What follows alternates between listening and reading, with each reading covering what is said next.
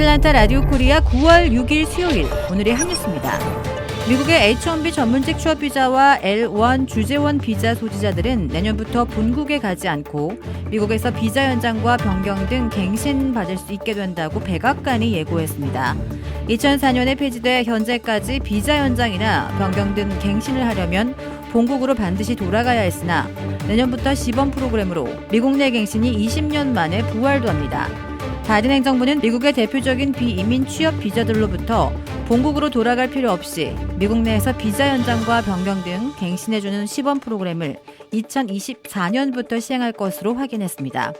미 국무부는 올 하반기 미국 내 비자 갱신을 제기하는 시범 프로그램을 공식 발표할 예정입니다.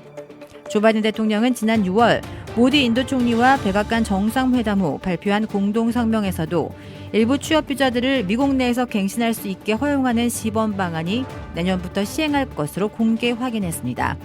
올 하반기에 확정 발표돼 2024년부터 시행될 것으로 보이는 시범 방안에 따라 미국 내 갱신이 가능해지는 비이민 비자는 H-1B 전문직 취업 비자와 L-1 주재원 비자로 나타났습니다. 배우자들과 동반 자녀들도 함께 미국 내 비자 갱신이 가능해집니다. 지난 2021년 미국 대선 결과에 불복해 의회에 난입했던 단체의 주동자에게 징역 22년형이 선고되었습니다. 워싱턴 DC 연방지방법원의 티모시 켈리 판사는 어제 열린 선고 공판에서 구구 성향단체 프라우드 보이스의 전 리더 엘리케 타리오에게 이 같은 중형을 선고했습니다. 이는 현재까지 1심이 종결된 16 의회 난입 사태 관련자에 선고된 형량 중 가장 무거운 것입니다. 앞서 법원은 또 다른 국유 성향단체 오스키퍼스의 설립자 스튜어트 로즈 등에게도 징역 18년, 17년 등의 형을 선고한 바 있습니다.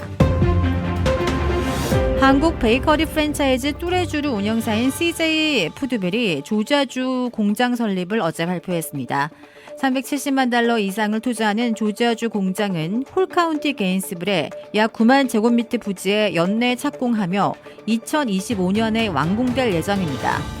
이 냉동 생지, 케이크 등 연간 1억 개 이상의 제품을 생산할 수 있게 되는데요. CJ 푸드빌은 조지아주 공장을 생산 거점으로 북미 지역 뚜레쥬르를 확장해 2030년까지 미국 내 뚜레쥬르 매장 1000개 확보를 목표로 삼았습니다. 매사추세츠주에서 매운 과자 먹기 챌린지를 하던 10대 소년이 숨졌습니다. 매사추세츠주 출신 14살 해리스 월로바는 지난 1일 학교에서 이른바 윈칩 챌린지로 불리는 매운 과자 먹기에 도전한 후 복통에 시달리다 그날 오후에 숨졌습니다. 윌로바가 먹은 과자는 파키칩스라는 제품인데요. 이 세계에서 가장 매운 고추로 알려진 인도 고추 부투졸라키아가 들어가 있습니다. 부투졸라키아는 캡사이신 농도를 계량화한 수치인 SHU, 스코빌 지수로 최소 100만 SHU 이상인데 한국의 매운 라면의 약 300배 수준이라고 합니다. 월로바는 당시 학교에서 같은 반 학생이 건넨 파키칩스를 먹고 심한 복통을 호소한 것으로 전해졌습니다. 아직 부검 결과는 나오지 않았으나 유족 측은 월로바가 원칩 챌린지 때문에 변을 당했다고 주장하고 있습니다. 최근 미국의 소셜미디어에서는 이같이 파키칩스 한 조각을 먹고 최대한 오래 버티는 원칩 챌린지가 유행하고 있습니다. 1년 내내 각국의 관광객들로 북새통을 이루는 뉴욕이 에어비앤비 규제에 착수했습니다. 뉴욕타임스는 어제 뉴욕이 어제부터 에어비앤비를 겨냥해 도입한 숙박 공유 규제법에 따라 단속에 나섰다고 보도했습니다. 향후 에어비앤비 등 숙박 공유 업체를 통해 자기 거주지를 단기간 임대하는 뉴욕 주민들은 계좌번호 등 자신의 개인정보를 포함해 임대 수익 등을 관청에 신고해야만 합니다. 에어비앤비는 이 같은 뉴욕의 규제는 사실상 숙박 공유업을 금지하는 것과 다름없다고 반발하고 있습니다. 하지만 주택 공급 부족 현상이 계속되고 있어 뉴욕시는 에어비앤비에 대한 규제 강화는 꼭 필요하다는 입장입니다.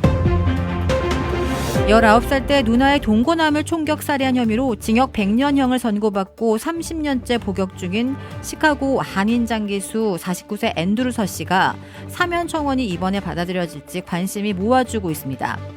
시카고 트리뷴은 어제 1993년 9월 시카고에서 발생한 악명 높은 살인사건의 범인 서 씨가 J.B. 프리츠커 일리노이 주지사에게 제출한 특별 사면 청원이 수개월째 계류 중이라면서 서 씨는 교도소에서 30년을 살며 보인 모범적 모습이 용서와 자비를 얻을 수 있기를 바라고 있고 쿡카운티 검찰 역시 사면에 반대하지 않는 입장이라고 전했습니다. 프리츠커 주지사가 사면 대상자를 언제 최종 결정할지는 불투명하지만 서 씨 후원자들은 그가 지난 3월 수감기간이 얼마 남지 않은 모범수들에게 직업훈련 프로그램을 제공하는 보안 등급 낮은 교도소로 이감된 것을 고무적인 신호로 받아들이고 있습니다.